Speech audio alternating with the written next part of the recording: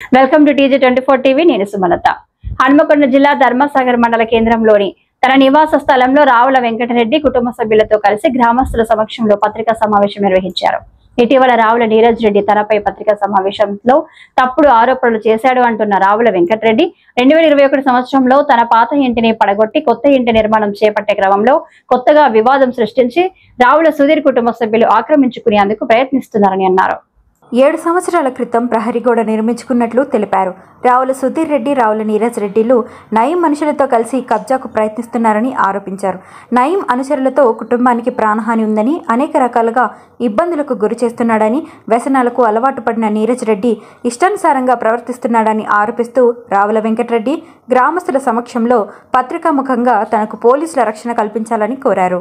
నా పేరు రావుల వెంకటరెడ్డి. నేను మాజీ ఉప సర్పంచ్ ధర్మసాగర్. అందరికీ పరిచయమే. రెండోది అంటే మా అమ్మ రావుల వినోద, మా తండ్రి భుజంగరెడ్డి గారు 1 ఏప్రిల్ 2019లో చనిపోయాడు. ఈయన మా పెద్దనాన్న కొడుకు రావుల రెడ్డి హైదరాబాద్లో ఉంటాడు.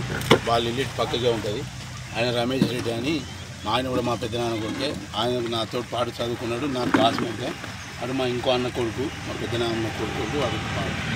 ఈ వెంకటరెడ్డి గారని రావుల వెంకటరెడ్డి గారని నాకు వరుసగా అన్న అవుతాడు. ఈయన చాలా సీనియరు, గ్రామంలో చాలా పెద్ద మనిషి. ఈయన నారాయణ రెడ్డి అని మా పెద్దనాన్న కొడుకు. ఈయన దాదాపు 75 సంవత్సరాలకు ఉన్నాడు. ఆయన కూడా మా సొంత పెద్దనాన్న కొడుకు. ఆ ఇల్లు పక్క ఇల్లు వాళ్ళది. వాడు అజిత్ రెడ్డి అని, ఆయన కూడా రావుల అజిత్ రెడ్డి. మా పాలి ఆయన ప్లస్ ఆయన ఏంటంటే ఎండగొట్టాను. 1969 నుంచి మా నాన్నగారు కట్టుకున్న ఇల్లు ఇది. రావుల భుజంగరెడ్డి మా తండ్రి 1969లో గుర్రపు వీరయ్య గారు సర్పంచ్ ఉన్నప్పుడు వారి అనుమతితోటి ఇది కట్టింది. అప్పటికి నేను పుట్టలేదు, నేను ఇందులోనే పుట్టింది. తర్వాత మా వివాహాలు ఇళ్ళనే అయినాయి, మా మంచి చెడులు అన్నీ ఇళ్ళనే అయినాయి, మా పెళ్ళిళ్ళు ఇళ్ళనే అయినాయి, మాకు పిల్లలు ఇళ్ళనే పుట్టింది. 21st డేలు ఇవన్నీ ఇళ్ళనే అయినాయి. నా బిడ్డ బర్త్డే కూడా గ్రాండ్గా ఇక్కడికి వెళ్ళి అక్కడ వరకు కూడా నేనే చేశాను. 2010లో చేశాను.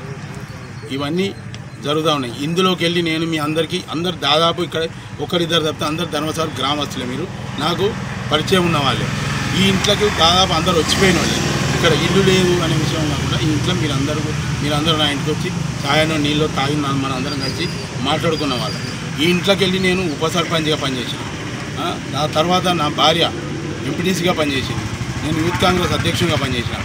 ఇవన్నీ కూడా ఈ ఇంట్లోకి వెళ్ళి నిర్వహించాను. నాకు వేరే దగ్గర ఎక్కడైనా ఇల్లు ఉన్నదా మరి ఎక్కడ ఉన్నదో కూడా నాకు తెలియదు. ఈ నేపథ్యంలో ఈ ఇల్లు మా అమ్మ కూడా ఇప్పుడు 80 సంవత్సరాలకు వచ్చింది. మా నాన్న ఇందులోనే చనిపోయాడు. ఆయన దశదిన కార్యక్రమాలన్నీ కూడా ఇక్కడనే చేశాను. ఇవన్నీ పెట్టుకున్న తర్వాత నేను ఏం చేశాను అంటే ఈ ఇల్లును 2019లో కొంచెం శిథిలావస్థకు వస్తే 2020లో దీన్ని డిస్మెంటల్ చేశాను. 2021లో డిస్మెంటల్ చేసిన తర్వాత మా భార్య అనారోగ్యానికి గురైంది. ఆమె లివర్ సమస్యతోటి చాలా తీవ్రంగా అయిన తర్వాత నేను 2023 జూన్ 1 నుంచి హైదరాబాద్ హాస్పిటల్కు ఏఐజీ హాస్పిటల్ స్టార్ట్ అయితే నిన్నటి వరకు కూడా ఈ ప్రెస్ మీట్ నిన్న ఎవరో ఒక ఆయన కౌంటర్ పెట్టే వరకు కూడా నేను హైదరాబాద్ హాస్పిటల్లోనే ఉన్నా.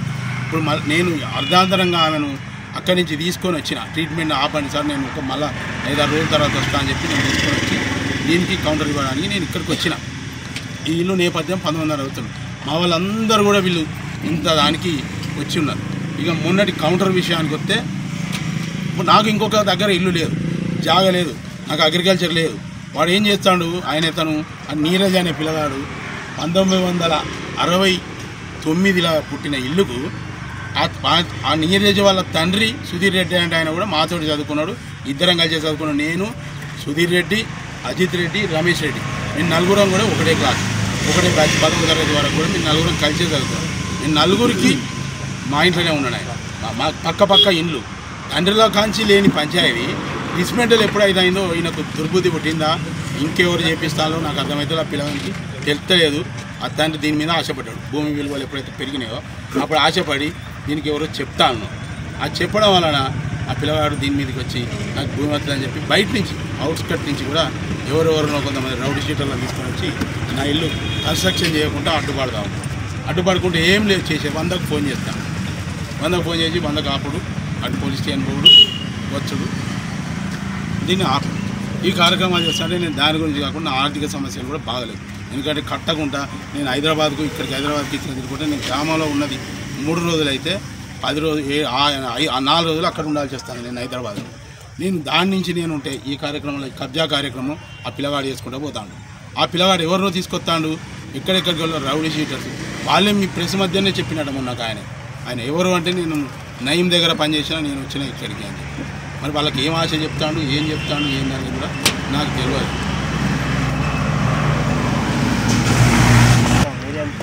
ఈ ల్యాండ్ 6 గుంటల చిల్లర ఉంటుంది.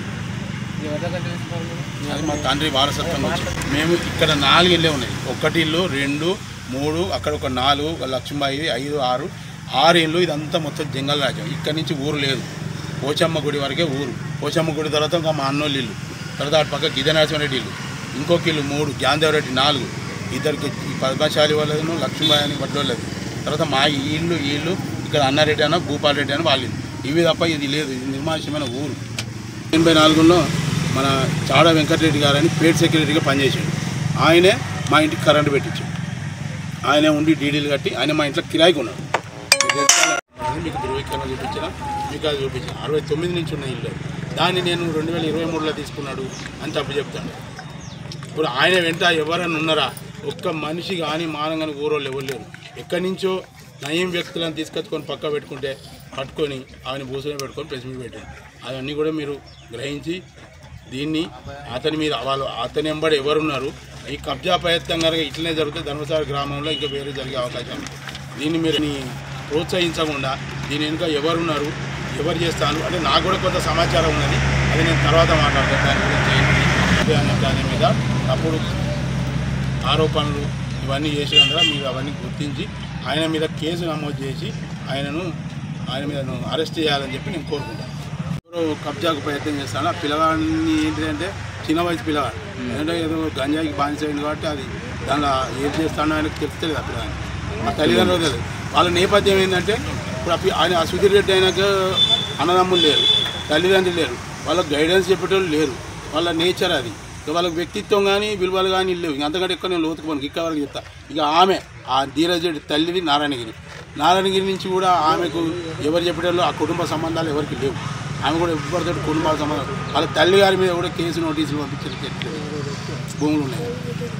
అట్లాంటి వాటి ఇట్లా ఈ ఏంటిది అని గ్రహించి నాకు ఈ కబ్జా నుంచి నన్ను కాపాడి నాకు ఈ సుధీర్ రెడ్డి ధీరజ్ రెడ్డి నుంచి నాకు రక్షణ కావాలి.